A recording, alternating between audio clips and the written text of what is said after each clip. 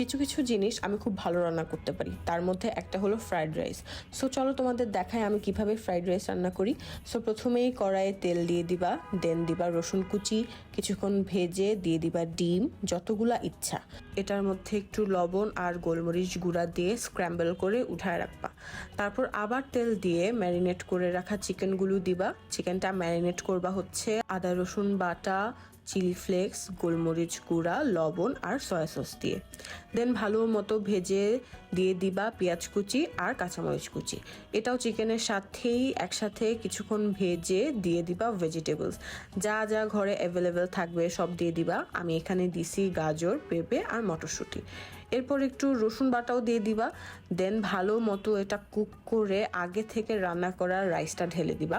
আমি এখানে পোলার চালটাই ইউজ করছি, তোমরা চাইলে লেফট ওভার ভাত দিয়েও রান্না করতে পারো। এরপর দিব স্বাদ মতো লবণ, গোলমরিচের গুঁড়া আর soya sauce. And then the star of the show হচ্ছে রাঁধুনি ফ্রাইড রাইস মশলা। এই মশলাটা দিলে একটা স্মোকি ফ্লেভার আসে রাইসটাতে, যেটা আমার অনেক ভালো লাগে। দেন ডিমটা দিয়ে মিক্স করে নিলেই হয়ে যাবে সুস্বাদু। ও সরি, লাস্ট স্টেপে একটু সেসিমে অয়েলও দিছিলাম। অ্যান্ড ইটস উইন্টার ম্যান, ভরে ভরে ধনিয়া পাতা দিবা অ্যান্ড ইটস ডান।